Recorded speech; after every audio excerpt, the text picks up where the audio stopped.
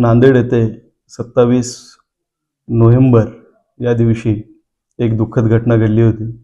त्या दिवशी सक्षम ताटे यांचा खून या ठिकाणी झाला होता। त्या अनुषंगाने सदर प्रकरणामधील सर्व आरोपींना पोलीस विभागाच्या वतीने अटक करण्यात आलेली आहे। तसेच समाज कल्याणच्या वतीने सक्षम ताटे यांच्या कुटुंबाला आपण अर्थसहाय्य करत असतो।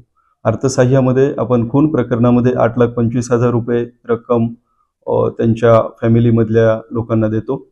तर सक्षम ताटे यांच्या आईच्या नावाने आपल्याकडे फिर्याद आलेली होती आणि एफआयआरच्या अनुषंगाने आपण प्रथम हप्ता म्हणून 4,12,500 ही रक्कम आपण त्यांच्या अकाउंटला जमा करण्यासाठी प्रोसेस करत होतो। तथापि त्यांच्या अकाउंटचा प्रॉब्लेम असल्यामुळे त्यांना परत एकदा आपण डिटेल्स घेऊन आणि त्यांचं सेपरेट अकाउंट काढून SBI बँकेमध्ये त्यांच्या अकाउंटला आपण प्रोसेस करत आहोत। आज किंवा उद्या त्यांच्या अकाउंटवर सदरीलची रक्कम 4,12,500 ही जमा होईल।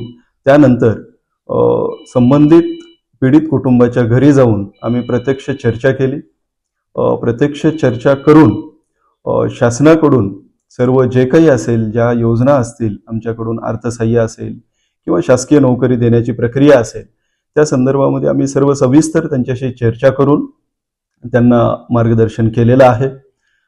त्या कुटुंबातील पात्र व्यक्तींना आपण शासकीय नोकरी उपलब्ध करून देण्याच्या अनुषंगाने आपण प्रक्रिया करत आहोत। लवकरच त्यांना आपण शासकीय नोकरी पण देण्याचं म्हणजे शासन स्तरावरून निर्णय घेण्यात येणार आहे। तसेच सदरील कुटुंबाला कुठलाही त्रास होऊ नये या अनुषंगाने पोलीस विभागाकडून जे काही त्यांना सुरक्षा प्रदान करण्याची प्रक्रिया आहे ते पण पोलीस विभागाकडून करण्यात येत आहे। माननीय IG साहेब, माननीय जिल्हाधिकारी महोदय, माननीय पोलीस अधीक्षक महोदय यांच्या सर्वांच्या मार्गदर्शनाखाली पीडित कुटुंबाला न्याय देण्याच्या उद्देशाने सामाजिक न्याय विभागाकडून पूर्णपणे प्रयत्न आम्ही करत आहोत।